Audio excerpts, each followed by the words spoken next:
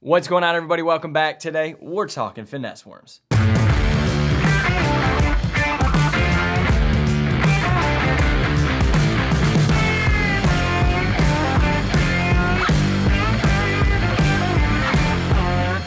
Today, I want to share with you guys 3 different ways that I rig up a finesse worm in the spring. Finesse worms can be really productive, and I find myself fishing a finesse worm in the spring more than any other season. So let's break down these rigs, and hopefully some of these tips can help you guys catch more fish when it comes to fishing a finesse worm. Really quickly, before we hop into the rigs, I want to show you guys the finesse worms that I like to use. And for those of you who don't necessarily know what a finesse worm is, I guess we'll help you identify it as well. So this right here is what a finesse worm looks like. It's a worm that is straightforward. They don't got anything really going on.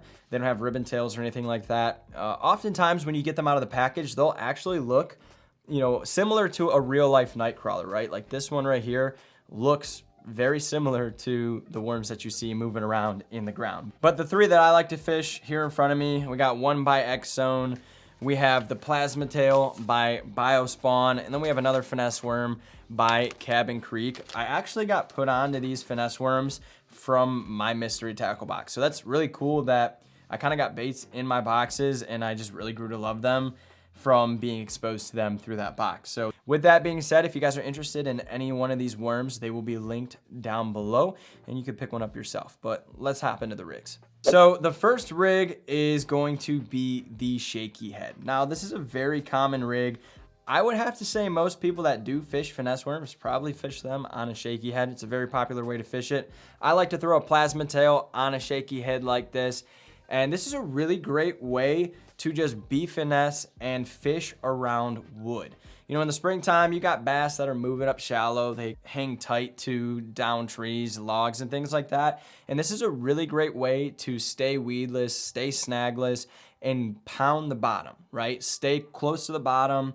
Maybe those bass are still being lethargic and they're not exactly hunting things down yet in the spring. Now, wood isn't the only place you guys can fish this. I'll hop it around rocks and things like that. But this is one of those baits that I love to kind of crawl around anywhere that there's cover. This is just one thing that I found to really get on a bite when that bite is tough. Like I'm talking early on when we're just ice off and we're crawling things on the bottom, there's a good chance I'm picking up a finesse worm on a shaky head.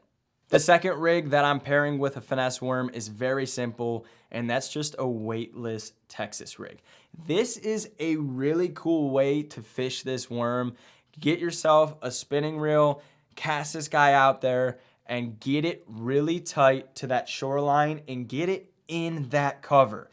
Fishing a finesse worm like this actually allows you to fish shallow water, tight to cover, almost like a jerkbait. So one thing that I love to fish in the springtime is a jerkbait for the sole purpose that you can have an erratic bait with a pause.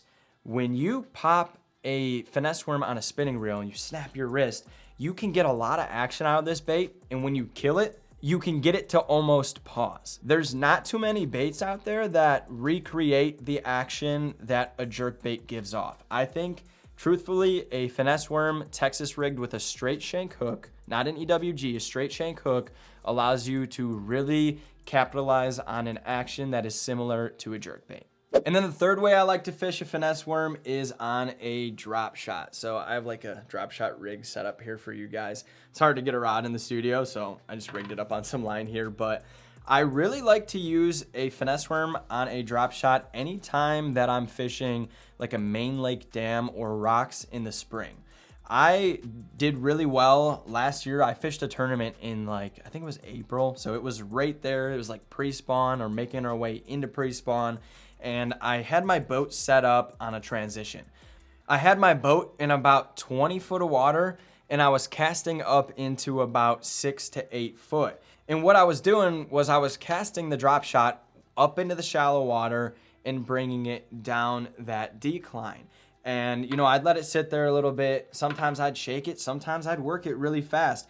And it was producing a lot of bites for me. One thing that I like doing with the drop shot is being able to gauge where those rocks are at and position my worm high enough so that I can get right above those rocks, or I can eliminate getting locked down in those rocks. So I'll hang that worm right above the bottom, and I tend to get bit, and at most I get my frayed line where my weight is. So at most I get snagged down here.